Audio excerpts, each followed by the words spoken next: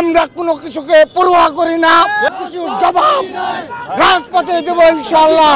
কোনো কোটায় বাংলাদেশে আমরা মানবো না।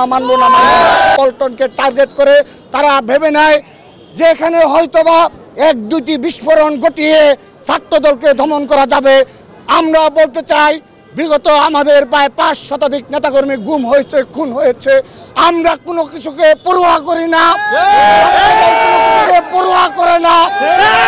সব কিছুর জবাব রাজপথে দেব ইনশাআল্লাহ। প্রিয় নেতৃবৃন্দ, আমরা বলতে চাই এই অবৈধ সরকারের এজেন্টদের বলতে চাই আপনাদের জবাবদিহিতা আমরাই করব। আমরা যদি কোনো প্রমাণ পাই এই অবৈধ সরকারের আমরা যদি প্রমাণ পাই এই অবৈধ সরকারের এজেন্ট কারা, তাদেরকে আমরা নিজ হাতে বিচারের আওতায় নিয়ে আসব। All Time Roma. Taste it, love it. বিগত সময়ে যেভাবে ছাত্রদল এক এবং ঐক্যবদ্ধ ছিল, সর্বশেষ কমিটিগুলো সেই ধারাবাহিকতায় আমরাও আপনাদের আশ্বস্ত করতে চাই কারো সম্মানহানি হবে না। সবার যথাযোগ্য সম্মান নিয়েই আপনারা সংগঠনের পতাকা তলে রাজনীতি করতে পারবেন, কিন্তু ভুলে গেলে চলবে না ইতিমধ্যে কোটা বিরোধী আন্দোলনের জন্য ঢাকা বিশ্ববিদ্যালয় সহ সারা বাংলাদেশের ছাত্র সমাজ একত্রিত হয়েছে। আমরাও সেই প্রস্তুতি নিচ্ছি। আমরা অবগত রয়েছি ১ তারিখ থেকে অর্থাৎ ১ জুলাই থেকে ছাত্রদলও মাঠে থাকবে। কোনো কোটায় বাংলাদেশে আমরা মানবো না। এর কোনো ঘটনা নেই। এখানে যে মূল বিষয়টা ছিল, এখানে তো সবসময় আপনারা দেখতে পাচ্ছেন আজকে প্রায় আপনি যদি স্কাউট মার্কেট থেকে এই নয়াপল্টন মসজিদ যে রয়েছে কেন্দ্রীয় জামে মসজিদ, সেই পর্যন্ত কিন্তু আমাদের নেতাকর্মী অবস্থান গ্রহণ করছে।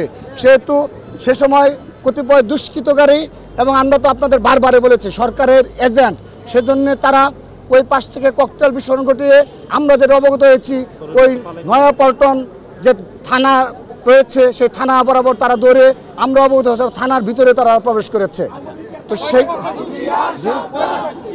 2 থেকে 3টি বিস্ফোরণ ঘটিয়ে তারা পুলিশের সহযোগিতায় নয়াপল্টন থানার ভিতরে প্রবেশ করেছে আমরা জেনেছি। আপনারা যদি কোনো কিছু বিতর্কিত করতে চান তাহলে এই ধরনের প্রশ্ন আসে। আপনার এখানে হাজার হাজার নেতাকর্মী, এখানে একটি নেতাকর্মী আপনাকে বলেছে যে সে কমিটি নিয়ে কোনো কথা রয়েছে? এখন যদি আপনারা যদি ধারণা করে তাহলে গণভবনে কি হয় ধারণা করতে পারেন না? এটা যদি ধারণার উপর দিয়ে কিছু বলেন এটা খুবই দুঃখজনক। এখানে হাজার হাজার নেতাকর্মী রয়েছে, আপনাকে একজন নেতাকর্মী বলছে কমিটি নিয়ে। যদি কারো কোনো বক্তব্য থেকে থাকে আমরা অপেক্ষা করছি শোনার জন্য, আমরা সেজন্য এসেছি। আমরা তাদের সাথে কথা বলেছি, আমরা জানতে চাই যে তাদের কোনো ক্ষোভ রয়েছে কিনা। আমরা জেনেছি তাদের কোনো ক্ষোভ নেই, সেজন্য তারা আজকে আসার কোনো আগ্রহ প্রকাশ করেনি। আমরা অপেক্ষা করছি, আমাদের আজকে সাংগঠনিক সেই মিটিংই রয়েছে। তাদের কারো কোনো বক্তব্য থাকলে আমরা সুশৃঙ্খলভাবে তাই শোনার জন্য অপেক্ষা করছি। যদি না আসে তাহলে আপনারা ধরে নেবেন কারো কোনো বক্তব্য নেই। সবাইকে ধন্যবাদ।